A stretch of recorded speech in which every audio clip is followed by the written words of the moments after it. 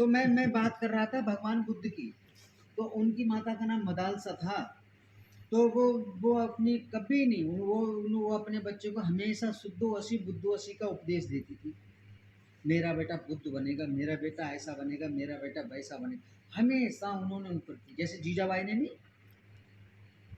शिवाजी को। शिवाजी को कैसा बनाया, ऐसी कहानियां सुना दी थी, वीर बन गया। ये आज भी ऐसा ही है, बिल्कुल पक्का। पर मैं कह रहा हूँ कि अपने सब कर्म हो जाते हैं, जब तक बच्चे होते हैं तब तक कुछ ज्ञान ही नहीं होता।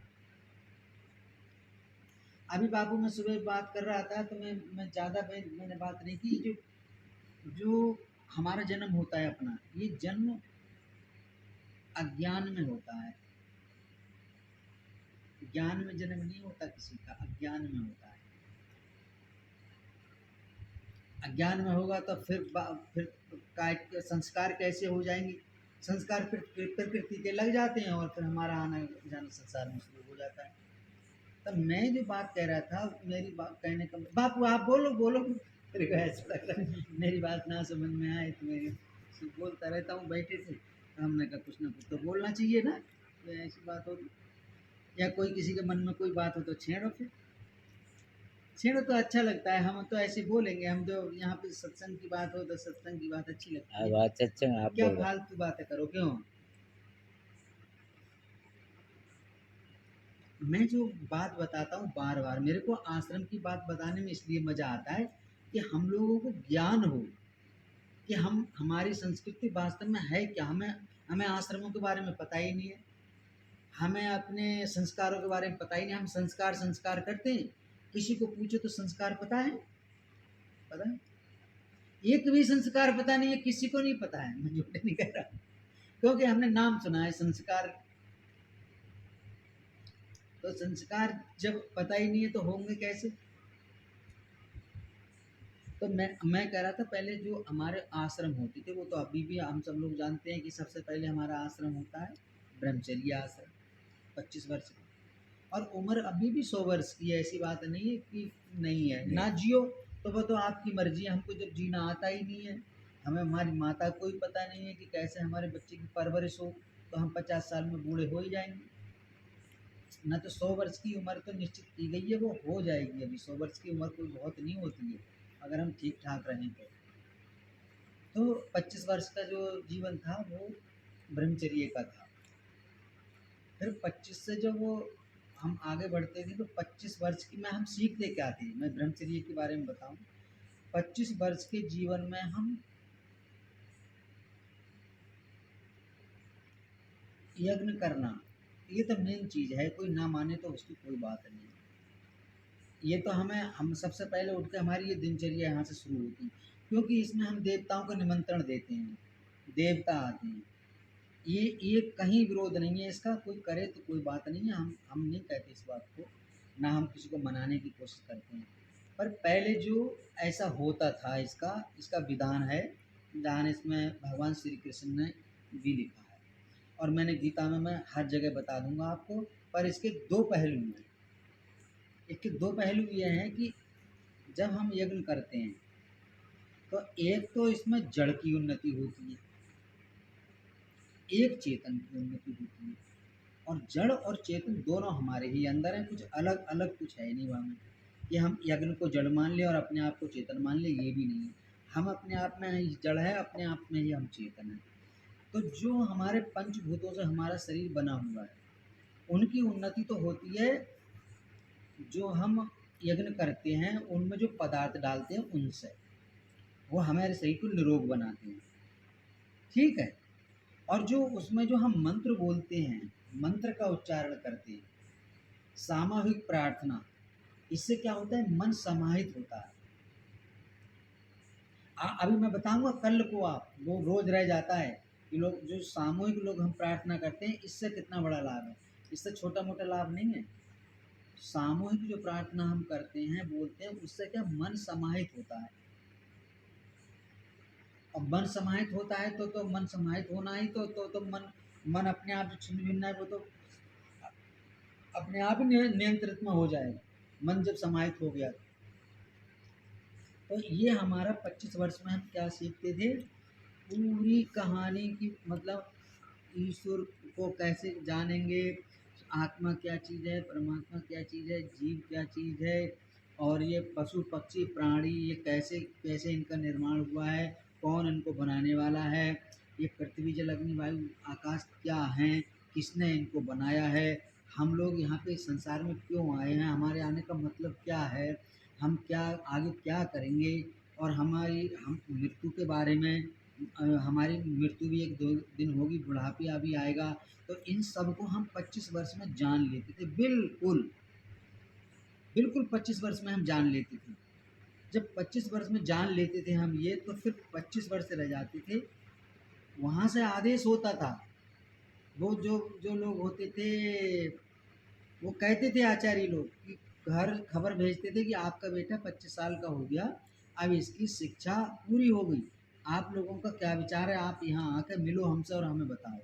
तो वो लोग वहाँ गुरुकुल में मिलने जाते थे, तो वो बताते थे अब ये गृहस्थाश्रम में प्रवेश करने लायक हो गया है, आप इसे गृहस्थाश्रम में डालोगे या हम इसको यहीं रखें। फिर आचार्य बना देते थे, वहीं पढ़ाते थे, जैसे जीवन वो जीता था, पर सन्यासी होकर जीता था, वो ग्रस्त होकर नहीं जीता था आश्रम में। तो कोई किसी की इच्छा होती थी बच्चों की, तो उसे ले आते थे, तो फिर वो 25 वर्ष ग्रस्त जीवन में रहते थे।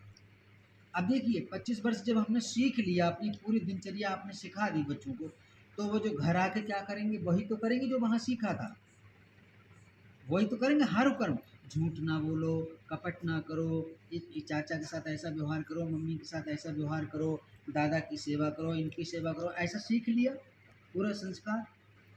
तो जब हमने सीख लिया तो हम वैसे ही व्यवहार करने लगे, जब वैसे ही व्यवहार करने लगे तो संतान भी वैसी ही होगी, स्वाभाविक है ये तो होगा ही, नहीं होगी, वैसी संतान होगी। तो फिर जो अब हमारी जैसे दो दो वो आए, उनने अपना जीवन 25 वर्ष का जिया, 25 के बाद फिर को 50 के हो गए, 50 के हो गए तब तक दो बच्चे ही आ गए, बच्चे आ गए तो बच्चों की वही दिनचर्या थी, आज की जैसे नहीं कि बच्चों को बाहर भेजना ही नहीं है, वो उस समय कुछ कठिन नहीं था भेजना, वो एक अपना कर्तव्य समझते थे। नहीं तो भगवान राम और भगवान लक्ष्मण ये बताइए कि पूरा जीवन बाहर ही रहे, दशरथ के साथ नहीं रहे, तीन माता जिनकी खाने पीने की कमी होगी क्या, तो भी मांग के वहां पे ले गए थे उनको, क्यों बापू, भाई बाहर ही रहे आप, तो जैसे राम लक्ष्मण ये सब बाहर ही रहे, कभी नहीं रहे, अब घर में रहने का मौका ही नहीं मिला, तो काय के लिए, शिक्षा प्राप्त करने के लिए। वहाँ पहले ज्ञान को सर्वोपरि मानते थे, आजकल क्या बिजनेस को सर्वोपरि मानते हैं, काम को सर्वोपरि मानते हैं, पैसा को सर्वोपरि मानते हैं कि ये हो जाए तो सब कुछ हो गया, बैठे बैठे खाते रहेंगे। पहले ज्ञान को सर्वोपरि मानते थे, तभी तो नहीं देखा झोपड़ी में लोग पूजा करते थे। ये रविदास रविदास जो थे, जाटव थे, चमार थे, तो देखो झोपड़ी में जूता सिलते थे, तो आप बताइए वो पूर्व पुरुष थे। तो पहले क्या है, ज्ञान की महत्ता थी, सब ज्ञान को समझते थे। अगर ज्ञान की बात ना होती तो मीराबाई छोड़ के आती अपना महल, राधा राधा उनके साथ ऐसे लगती, ये कौन है नरसिंह मेहता ऐसे लगते, सब लोगों को ज्ञान की जरूरत थी, ज्ञान की और किसी चीज़ की जरूरत नहीं थी, ज्ञान को मान देते थे, ज्ञान को महत्ता देते, ज्ञान को ही, क्योंकि ज्ञान के बिना कुछ भी नहीं है, हम भगवान भगवान कितना भी करें, ज्ञान के बिना कुछ भी नहीं, ज्ञान होगा तो भगवान तक का दर्शन होगा ही, क्योंकि भगवान को जो ज्ञान ही को क्या समझते हैं, हृदय। जब भगवान ने अपने आप कहा कि ज्ञान ही मेरा हृदय है, तो ज्ञान प्राप्त करो, तुम तो उसके हृदय हो ही, वो तुमको ढूंढने की जरूरत ही नहीं। तो मैं ये जो कह रहा था, 50 वर्ष उनके गुजर जाते थे इस तरह, बच्चों को स्कूल में डाल दिया, वो अपना जीवन जी रहे हैं, 50 वर्ष निकल गए, 50 वर्ष के बाद में 25 वर्ष के वो बच्चे हो जाएंगे, तो वो घर आते थे, फिर आते थे नहीं आते थे, वो घर आ गए, ये लोग वानप्रस्थ में चले जाते थे, पति पत्नी दोनों। अब वानप्रस्थ में क्या होता है, जब भगवान पूरी जीवन भर भगवान भगवान का भजन ही करोगे तो कैसे समझ में नहीं आएगी बात, आएगी नहीं आएगी। तो ये वानप्रस्थ में चले जाते थे, एक किनारे पर बैठ जाते थे बच्चे लोग, जो उनको जो वानप्रस्थ का मतलब ही होता है कि डिस्टर्ब ना करना, आप बैठे रहोगे, आप कहीं जाओगे नहीं बाहर, बैठे रहोगे एक साइड में, बच्चे जो करेंगे, तो अगर वो बच्चों को कोई दिमाग में बात नहीं आ रही है तो बच्चों से उनसे पूछेंगे कि पिताजी हम ऐसा काम करने जा रहे हैं, आपकी आज्ञा चाहते हैं, आपकी आज्ञा है, तो वो समझ के उनको बता देंगे, अगर आज्ञा है तो आज्ञा दे दी, आज्ञा नहीं है तो कह देते कि ये काम अभी थोड़ा रुको, थोड़े दिन रुक जाओ। तो बच्चे रुक जाते थे, जिद नहीं करते थे, आज के जैसे नहीं करते थे जिद। तो मैं कह रहा हूँ कि अब जब जब वो 75 साल के हो गए, क्यों, इधर ये अपना जीवन जी रहे हैं, देखो पीढ़ी कैसे चल रही है, इधर अपना जीवन चल रहा है, बे वानप्रस्थ में चले गए, बे गृहस्थ में चले गए, बे गृहस्थ में, फिर बे वानप्रस्थ में चले गए, बे संन्यास में चले गए। ऐसी प्रक्रिया थी, था नियम, था नहीं ऐसा। तो ये नियम था, तो इसमें हम सब लोग सब जान ही लेते थे, कोई जरूरत ही नहीं थी। संन्यास में क्या 25 वर्ष थोड़ी हैं, अगर भगवान को अनुभव करने की बात है तो 25 वर्ष बहुत होते हैं। 25 वर्ष आप एक जगह बैठ के देखो, भगवान का भजन करो, 10 साल करो, 5 साल करो, तो बहुत होते हैं, करो तो। अगर एक एक ही जगह अगर हम कोई काम को करते रहें तो करत करत अभ्यास के जड़ मत होत सजान, और असरी आवत जाते सिल पर परत निशान। जब जब हम नित्य नियम से कोई काम को करते रहेंगे तो सब हो जाएगा। और पढ़ाई में ये तो फालतू बात पढ़ाई नहीं जाती थी। यम नियम आसन प्राणायाम प्रत्याहार धारणा ध्यान समाधि, ये तो मेन चीज थी। ये है ही पहली सीढ़ी, ये पहली सीढ़ी है, इसको चाहे आप कुछ कहीं किसी को नजरअंदाज कोई करे, क्योंकि शास्त्र आप सब उठा के देख लो, आप उतनी भी कोशिश कर लो, कोई सा भी काम ले लो, सीढ़ी यही है योग की। आप हठ योग की बात कर, दोपहर में बात कर रहे थे, हठ योग देखो, कोई हाथ जला ले, कोई पैर जला ले, ये कोई बात थोड़ी ना हुई। जब एक सीधा रास्ता है हमें मिला है, हाथ पैर ठीक रख के, खाना ठीक खा के, कपड़े अपने ठीक पहन के, समाज में ठीक ठाक रह के जब हम ऐसे रह सकते हैं तो हमें परमात्मा का अनुभव हो सकता है। तो हाथ काटने की क्या जरूरत है, ऐसे ऐसे करके हमने देखा है, हाथ गला देते हैं, पैर गला देते हैं, कोई जरूरत, ये हठ योग की जरूरत ही नहीं है। पर मेरे को याद नहीं है, मैं पछता रहा हूँ ये बात, हठ योग के बारे में मेरे को बहुत बढ़िया बताया था एक बेन ने, पर मेरे को उसकी कुछ बात समझ में नहीं आई, बहुत अच्छी तरह से समझाया। मैं कभी जाऊँ, कभी मिले वो, तो मैं उनसे लिखवा के लाऊंगा किताब में। हठ योग जो करते हैं ये हठ योग नहीं है, हठ योग का मतलब ही दूसरा है। आप कभी टीवी में आए तो देखो, या कहीं कुछ मोबाइल में लिख के डालो तो आ जाए, तो आ जाए, हमको इसमें नहीं आता। तो हठ योग का बहुत अच्छा उत्तर उसने दिया था। तो ऐसे हम लोग करते थे पहले, तो हमको कुछ भी नहीं पता लगता था कि हम लोग कहाँ पहुँच गए। और आजकल तो अभी भी नहीं, अभी भी कोई अगर बात बताए तो अरे हम कह रहे हैं ज़्यादा ज़्यादा से ज़्यादा आप ध्यान करो तो अपने आप से रास्ता मिल जाएगा, ज़्यादा से ज़्यादा करो। पर समय तो है ही नहीं। समय है, निष्ठा नहीं है ना। दृढ़ निष्ठा होती है तब तब मन किसी काम को लगेगा, दृढ़ निष्ठा होगी तब।